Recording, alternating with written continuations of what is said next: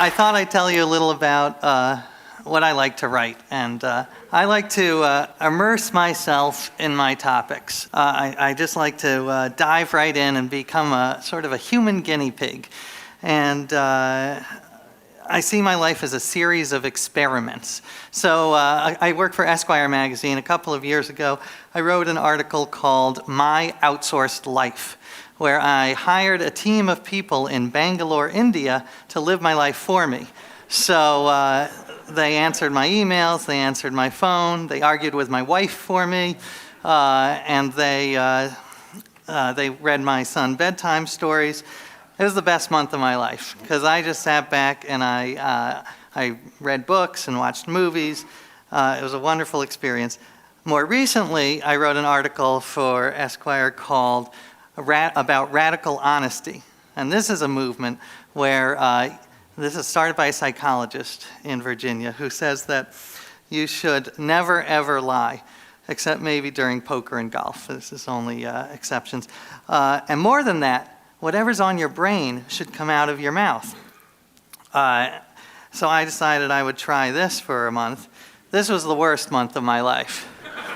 I do not recommend this at all. To give you a sense of the experience, the article was called, I Think You're Fat. So that was hard. My most recent book was, my previous book was called The Know-It-All, and it was about the year I spent reading the Encyclopedia Britannica from A to Z in my quest to learn everything in the world. Or more precisely, from Aak, which is a type of East Asian music, all the way to Ziviech, which is, well, I don't want to ruin the ending. It's a very exciting twist ending, like a O. Henry novel. So I won't ruin it. But I love that one because that was an experiment about how much information one human brain could absorb. Although listening to Kevin Kelly, you don't have to remember anything. You can just Google it. So I wasted some time there. But I love those experiments, but I think that the most profound and life-changing experiment that I've done is my most recent experiment, where I spent a year trying to follow all of the rules of the Bible, the year of living biblically. And I undertook this for two reasons. The first was that I grew up with no religion at all. As I say in my book, I'm Jewish in the same way the Olive Garden is Italian. So, not very. But I've become increasingly interested in religion. I do think it's the defining issue of our time, or one of the main ones. And I have a son, I want to know what to teach him, so I decided to dive in head first and try to live the Bible. The second reason I undertook this is because I'm concerned about the rise of fundamentalism, religious fundamentalism, and people who say they take the Bible literally, which is, according to some polls, as high as 45 or 50% of America. So I decided, well, what if you really did take the Bible literally? I decided to take it to its logical conclusion and take everything in the Bible literally without picking and choosing. The first thing I did was I got a stack of Bibles. I had Christian Bibles, I had Jewish Bibles. A friend of mine sent me something called a hip-hop Bible, where the 23rd Psalm is rendered as, the Lord is all that, as opposed to what I knew it as, the Lord is my shepherd. Then I went down and I read several versions, and I wrote down every single law that I could find. And this was a very long list, over 700 rules. And they ranged from the famous ones that I had heard of, the Ten Commandments, love your neighbor, be fruitful and multiply. So I wanted to follow those. And actually, I take my projects very seriously because I had twins during my year. So I definitely take my projects seriously. But I also wanted to follow the hundreds of arcane and obscure laws that are in the Bible. There's the law in Leviticus, you cannot shave the corners of your beard. I didn't know where my corners were, so I decided to let the whole thing grow, and this is what I looked like by the end. As you can imagine, I spent a lot of time at airport security. My wife wouldn't kiss me for the last 2 months. So certainly a challenge there. The Bible says you cannot wear clothes made of mixed fibers. So I thought, sounds strange, but I'll try it. You only know if you try it. So I got rid of all my poly cotton t-shirts. The Bible says that if two men are in a fight and the wife of one of those men grabs the testicles of the other man, then her hand shall be cut off. So I wanted to follow that rule. That one I followed by default, by not getting in a fight with a man whose wife was standing nearby, looking like she had a strong grip. So, there's another shot of my beard. I will say it was an amazing year because it really was life-changing and incredibly challenging. And there were two types of laws that were particularly challenging. The first was avoiding the little sins that we all commit every day. I could spend a year not killing, but spending a year not gossiping, not coveting, not lying. I live in New York and I work as a journalist. So this was 75, 80% of my day I had to do it. But it was really interesting because I was able to make some progress because I couldn't believe how much my behavior changed my thoughts. This was one of the huge lessons of the year, is that I almost pretended to be a better person, and I became a little bit of a better person. So it's that I had always thought, you change your mind and you change your behavior, but it's often the other way around. You change your behavior and you change your mind. So if you want to become more compassionate, you visit sick people in the hospital and you will become more compassionate. You donate money to a cause and you become emotionally involved in that cause. So it really was cognitive psychology, cognitive dissonance that I was experiencing. The Bible actually talks about cognitive psychology, very primitive cognitive psychology. In the Proverbs it says that if you smile, you will become happier, which, as we know, is actually true. The second type of rule that was difficult to obey was the rules that'll get you into little trouble in 21st century America.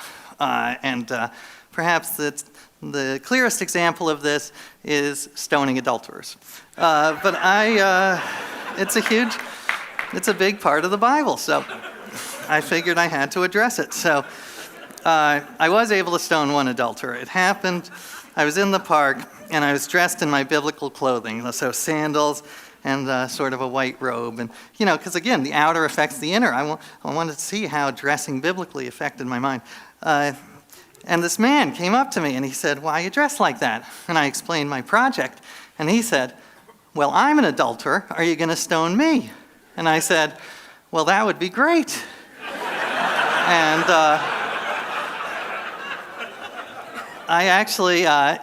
I took out a handful of stones from my pocket that I've been carrying around for weeks, hoping for just this interaction.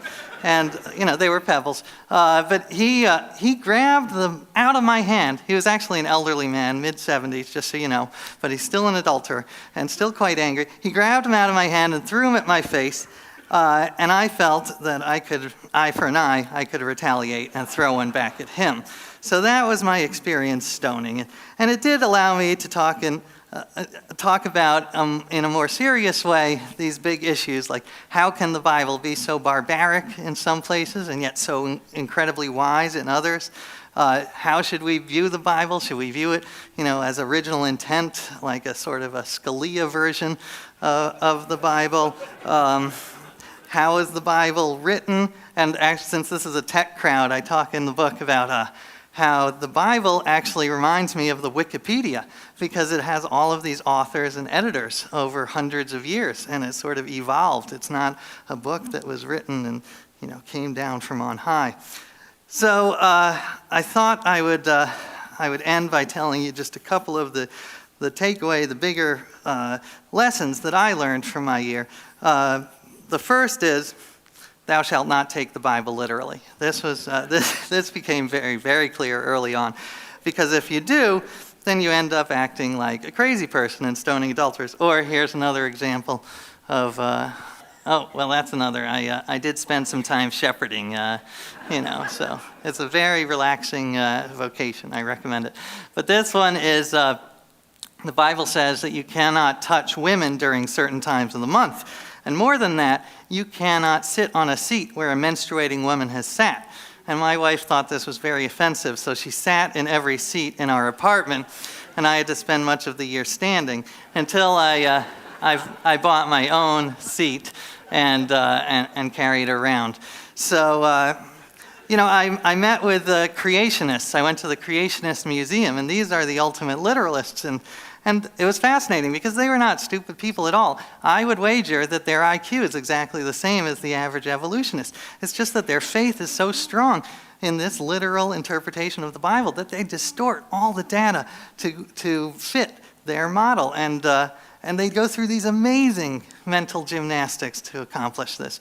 And I will say, though, the museum is gorgeous. They really did a fantastic job. If you're ever in Kentucky, there's you can see a movie of the flood, and they have sprinklers in the ceiling that will sprinkle on you during the flood scenes. So whatever you think of creationism, and I think it's crazy, they did a great job.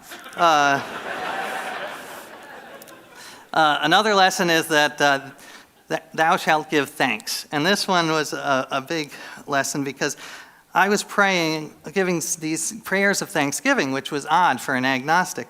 But I was saying thanks all the time, every day. And I started to change my perspective. And I started to realize the hundreds of little things that go right every day that I didn't even notice, that I took for granted, as opposed to focusing on the 3 or 4 that went wrong.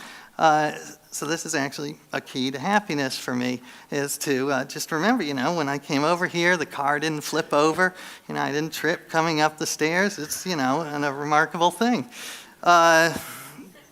Third, that thou shalt have reverence. This one was unexpected because I started the year as an agnostic, and by the end of the year, I became what a friend of mine calls a reverent agnostic, which I love. And I'm trying to start it as a movement, so if anyone wants to join.